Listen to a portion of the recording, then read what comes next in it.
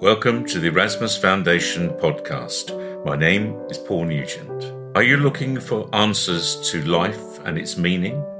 Then this may well be the very podcast you need to listen to. In a series of podcasts, we are going to look at the difficult questions of life and apply spiritual knowledge to find out the answers. Hello.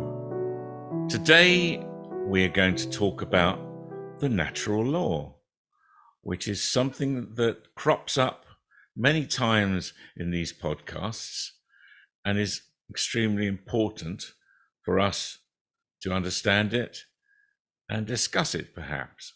So today I'm going to be talking to Padina from Spirit. So greetings, Padina. Greetings. And of course, the straightforward question I'm going to ask you at the beginning, Padina, is what is the natural law? To define this as it is understood in Spirit, it is the law that was created by the Great Mind a very, very long time ago, during a time when he rested after what was known as the Great Battle. He had been hurt, but that is of no consequence, except that he needed to rest, to recover his energies, to repair, which you would understand. And he used this time to put into place the natural law, which is the law that governs the entire universe. It is the law that governs everything. So why is it called a law? What exactly does it contain? It is a law because it rules, not by demand or dictating, because it simply is.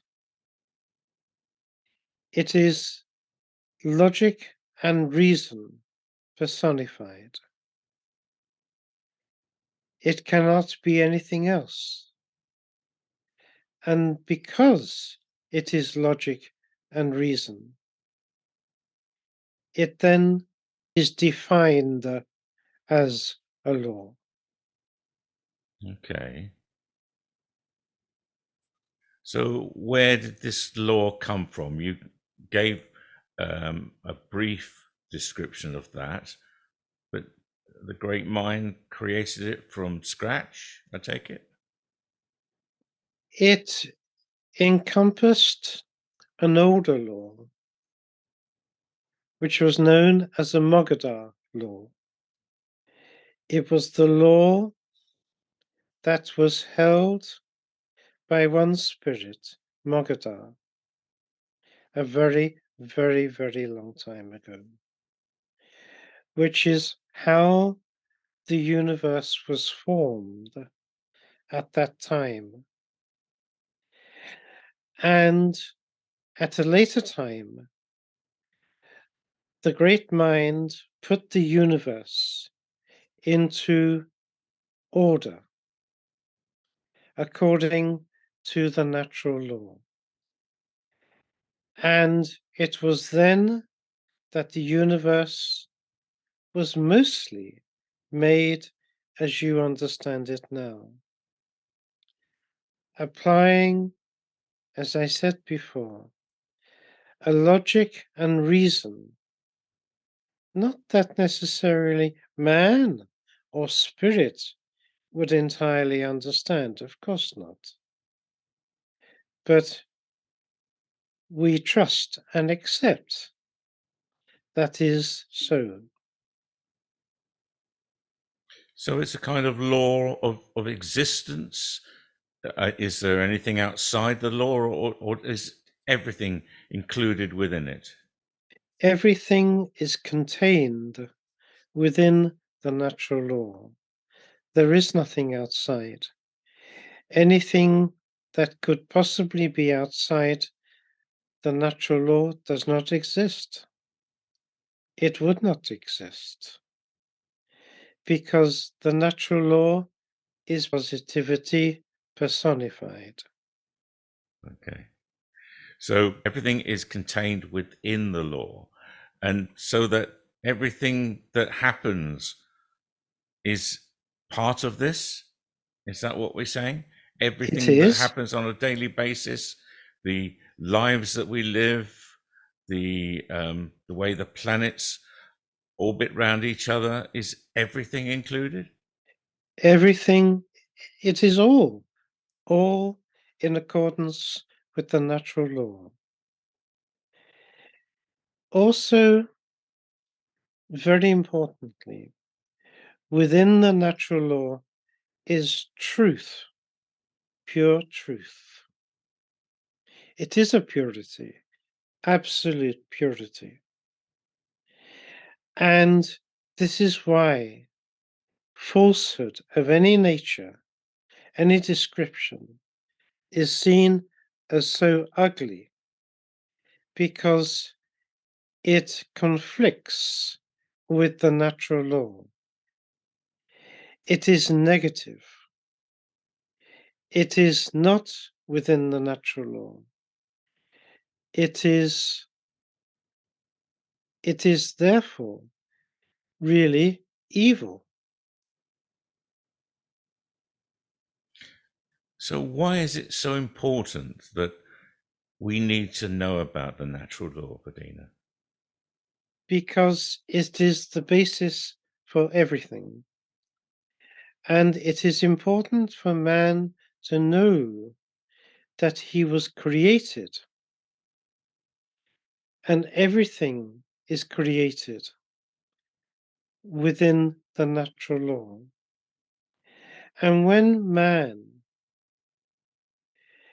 through his behavior, acts against the natural law by trying to destroy natural things, by polluting his world, poisoning it, this is all contrary to the natural law. And man must come to this realization. So when a scientist is looking in his little world, believing that spirit and the great mind isn't part of it, they're just looking at the nuts and bolts of the natural law, are they? And are missing the bigger picture, perhaps. Possibly, yes, because in spirit we talk about the science of spirit. Spirit and everything within the natural law, because it contains logic and reason, could be described, it could be understood within the language of mathematics. And you would have to be a very, very clever person of the earth who understood mathematics very well to have some appreciation of how this is formulated. But it is a logic and a reason, and therefore mathematically it follows the rules of logic. So scientists believe in evolution, or many do. Mhm. Where does this lie within the natural law, if at all? Well, within the natural law, again, there is change. It is part of the natural law. It is part of the pulse of life, the rhythm of life, which is the life that is given to the entire universe. And within that, there is change. So things evolve in many, many ways. Man evolves. But may I say, may I offer, that perhaps how mankind and womankind of the earth has understood the evolution of man, it is not quite as your books and your media have accorded it. You mean that we didn't evolve from apes, Not at all. No. or It fish? is no, not at all. Okay. It is more true to say that apes evolved from man through mutations and events that happened on your earth a long time ago. So the Earth at the moment, as we all know, is in a dire state. It's in a bad situation. It is diseased. It is crying out for help, as it seems to me. So, what will happen to the natural law? I'm assuming we are almost going against the natural law on the earth at the moment. So, what will happen if we fight the natural law? Through the very natural process of cause and effect, where something happens and then something happens and then something happens, there is always consequence. There is always a fruit, a product of what happens, whether it is man's behavior or the natural law. A plant, a tree will fruit. People fruit. Man's activities fruit, but not always in a good way. So, what are the consequences of man's behavior? Now, if man is to poison his planet, if man is to create and overshadow his planet with pollution and something so foul, it is damaging to nature, to life on his planet. What do you think the consequences are to be? Yes. And we're beginning to see that now, aren't we? Indeed. Now, when we talk about a human law, we often talk about punishment. Hmm. If somebody does something wrong and breaks the human or man law, whichever way you want to call it, he may end up in prison, he may be fined, but he will have some punishment, some retribution. Hmm. Is there a similar thing with the natural law? No, it is utterly contrary to the natural law. There is no punishment in spirit, nor by the great mind at all. The great mind, nor spirit, of course, following the law, would ever demand anything of anyone. Spirit do not do this. And also, Spirit and the great mind has acceptance of how things are, ruled by the natural law, which means that man makes mistakes. He must do. As a child makes mistakes, it is all the process of learning. And a child cannot learn without making mistakes. But there is no punishment. It is simply that a child then develops and matures, having learnt mistakes along the way. And so it is with mankind and womankind. So, what we could say is that, in a way, because man is breaking the law of nature, the natural law, he is creating consequences which in turn come back to punish him. Is that what we say? It seems like a Not to punishment. punish, but there will be consequences. Right. Man cannot continue damaging his world without something happening as a consequence. Cause and effect. Very simple. It is because it is the law. Yes. This will happen. I wasn't really saying punishment, although a lot of people might see it as such, mightn't they? Because something happens, as an earthquake, and they start blaming the great mind or God. Mm. Why didn't the great mind save them? Why didn't the great mind do this?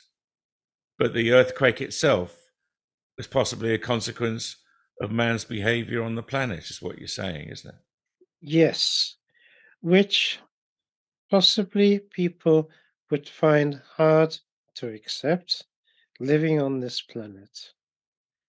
But much of that form of energy release could have been prevented if man was behaving in other ways. Now, that is perhaps to be discussed at another time, being such a large item to discuss. But that is the truth. Yes. So the natural law is there as almost like our individual tapestry is. It's a way, something to live within. It's guideline. It is a Structure. force, a structure. Yes, Hmm. a structure that we all ought to be living to. And, Indeed. and I suppose what I'm going to ask now is, if man does change his attitude, it's a long way to go in my view, but if he does change his attitude and live within the natural law, how can we imagine the future to be, would you say? A lot better, be assured, a lot more peaceful, in so many ways more beautiful, with such vast changes and development for the future, more scientific understanding, because all science is contained again within the natural law. It is part of the natural law. It is man's appreciation and understanding of how the natural law works. That is his scientific research. And from this, with developing more spiritual understanding and appreciation of spirit, mankind will learn so much more. His horizons will broaden. He will have such a wider vista to appreciate and learn from, and it will take him forward in great strides for the future. With medicine, with technology, with infrastructure of people's societies, with new forms of transport and energy, it will change quite dramatically. But that is all to come. At the present moment in time, you can almost split the world into two factions, the scientific faction and the spiritual faction. And in fact, the interesting thing for me is that both of them are correct, and yet they think the other incorrect. So when these two strands of belief come together, hopefully we will be in the sector of the science of spirit then, Bettina. Indeed. Yes, indeed. It just requires, as man matures, he will naturally adopt by reasoning and seeing with greater clarity how the natural law and working to that will benefit and offer so much to advance mankind. That view has to come within the minds of mankind. Is it close? Are we expecting that to happen soonish or more later? It has started. We have measured it from your time of 1980. That was the start of an awakening to spirit, which has only really begun and has a long way to go, but it has started. Thank you, Bettina. Well, we're coming to the end again, Bettina. Mm-hmm. Is there anything you'd like to say before we close? No, I think we have covered this topic as much as we might at this time. And I thank you for the opportunity to answer your questions as I have been allowed to. Thank you. Thank you, Bettina. Thank you. The Erasmus Foundation is a spiritual teaching and healing foundation based in Laxfield, Suffolk, in the United Kingdom. We have a webpage, www.erasmus-foundation.org. If you would like to be a guest on our podcast, or indeed have further questions for us, then please contact me on paul@erasmus-foundation.org, and we'll do our best to accommodate you. Thank you very much for listening.